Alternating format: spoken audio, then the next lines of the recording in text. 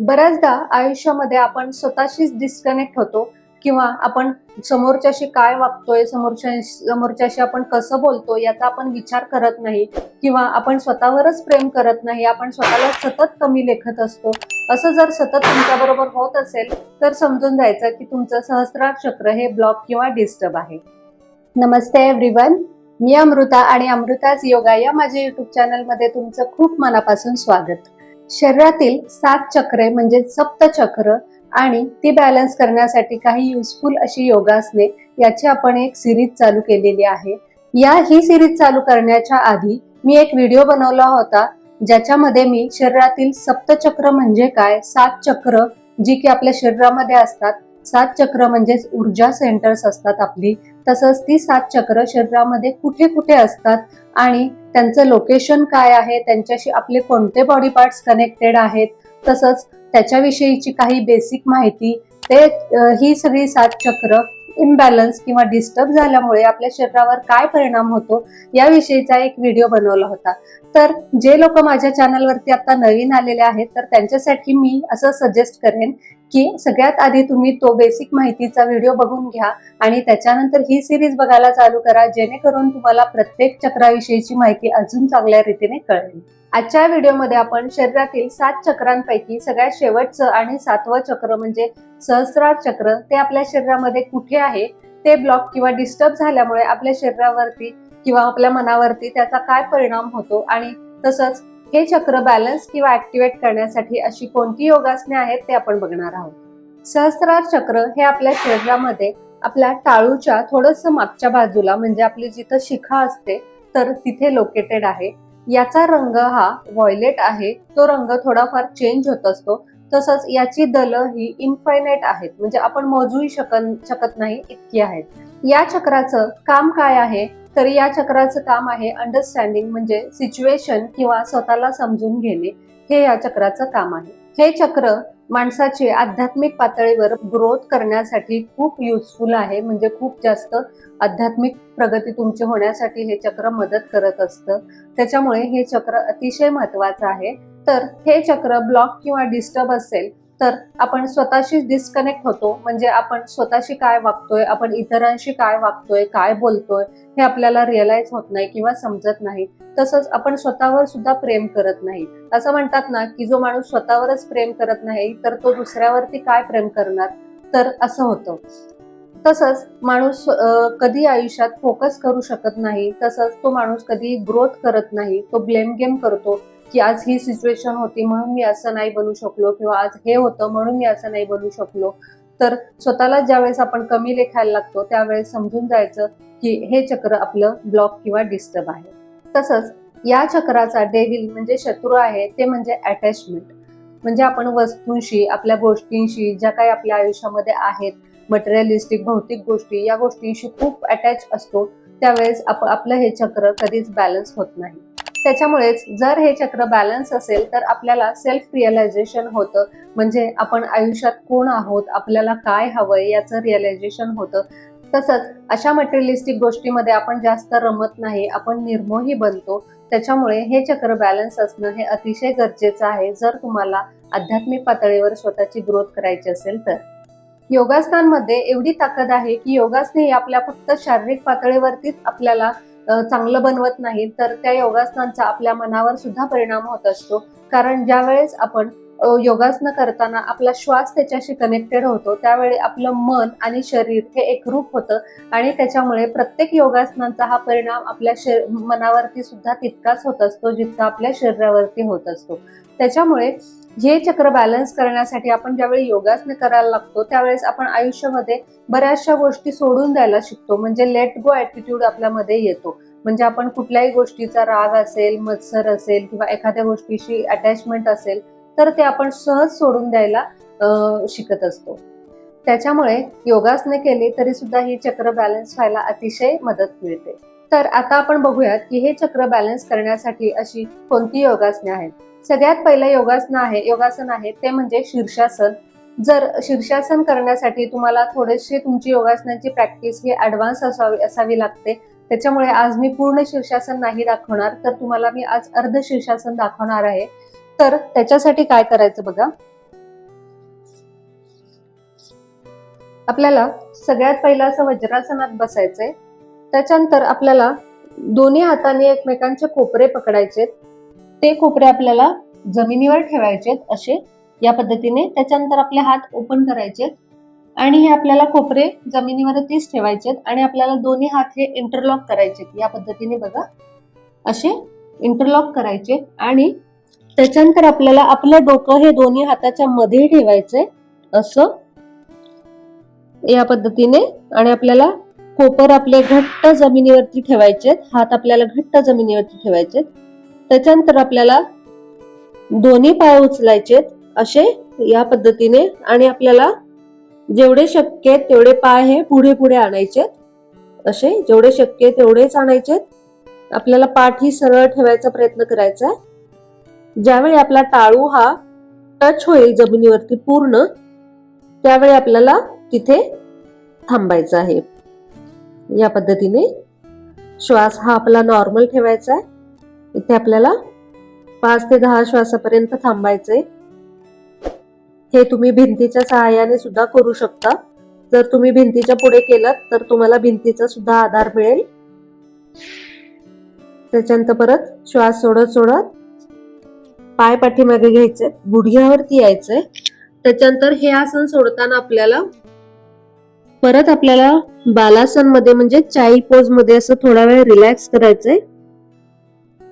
यावेळी आपला रक्तप्रवाह पूर्ण डोक्याच्या दिशेने आलेला असतो, त्याच्यामुळे आपल्याला थोडा वेळ रिलॅक्स करायचंय. असं 1 ते 2 मिनिटं रिलॅक्स केल्यानंतर परत मग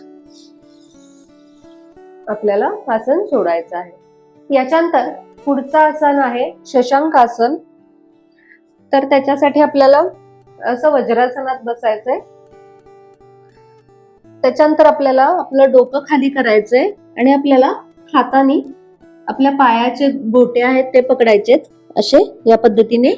आपल्याला डोकं खाली टेकवायचंय, कपाळ खाली टेकवायचंय या पद्धतीने. आणि त्याच्यानंतर आपल्याला खोल श्वास घ्यायचा आहे आणि आपल्याला श्वास सोडत सोडत आपली कंबर उचलायची आहे. डोकं खाली तसंच टेकवून ठेवायचंय आणि आपल्याला जेवढं शक्य आहे तेवढी कंबर उचलायची आहे आणि आपल्याला डोकं खाली करायचंय. ज्यावेळी आपला टाळू हा जमिनीला टेकेल तिथे आपल्याला थांबायचंय या पद्धतीने. इथे आपल्याला 5 ते 10 श्वासापर्यंत थांबायचंय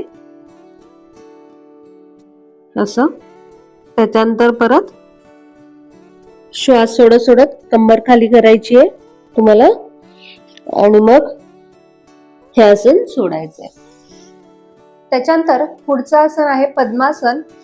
तर त्याच्यासाठी आपल्याला दोन्ही पाय पुढे घ्यायचे आणि त्याच्यानंतर आपल्याला एक पाय दुसऱ्या पायाच्या मांडीवरती घ्यायचा आहे. म्हणजे जिथं आपलं ओटीपोट येतं तिथं आपल्याला पायाची टाच टेकली पाहिजे अशी. त्याच्यानंतर दुसरा पाय सेम आपल्याला या पायाच्या वरती घ्यायचा आहे असं या पद्धतीने. जर तुम्हाला पूर्ण पद्मासन जमत नसेल तर तुम्ही सुरुवातीला अर्ध पद्मासन घातलं तरी चालेल, पण हळूहळू प्रॅक्टिसने तुम्हाला पूर्ण पद्मासन सुद्धा जमायला लागेल.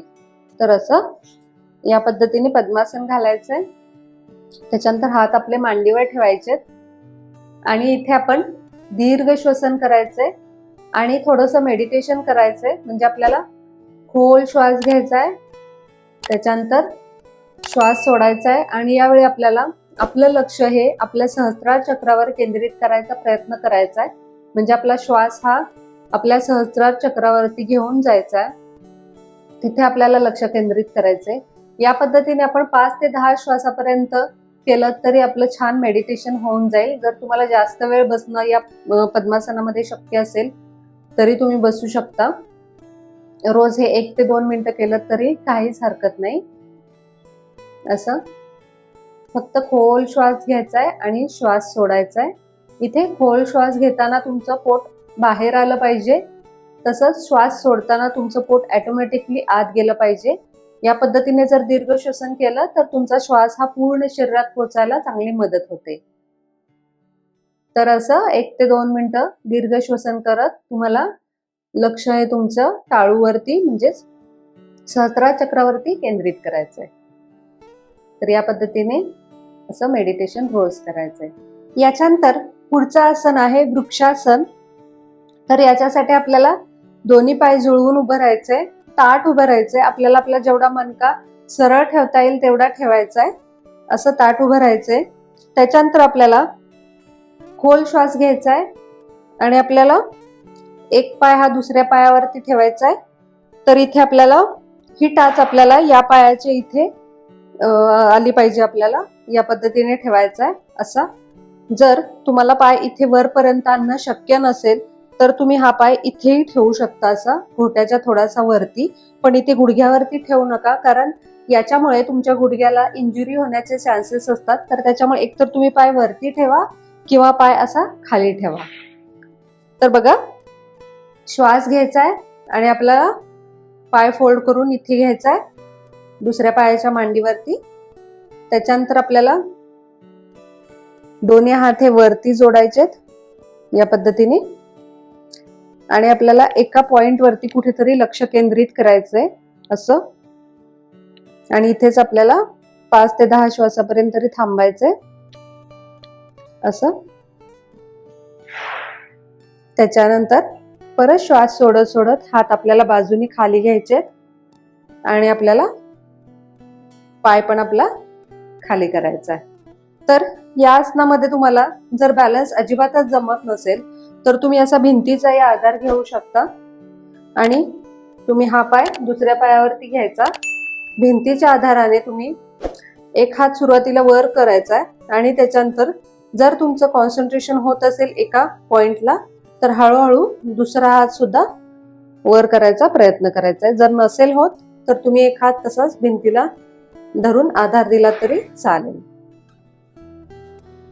या पद्धतीने असं जरी वृक्षासन केलं तरी काहीच हरकत नाही. याच्यानंतर पुढचं आसन आहे ते म्हणजे उभं राहून बॅकबेंड करणं. तर याच्यासाठी आपल्याला असं दोन्ही पाय जुळवून उभं राहायचंय आणि त्याच्यानंतर आपल्याला आपले हात हे बाजूनी वरती जोडायचेत असे या पद्धतीने डोक्याच्या वरती जोडायचेत हात. त्याच्यानंतर आपल्याला खोल श्वास घ्यायचा आहे, पाठीमागे बेंड करायचंय.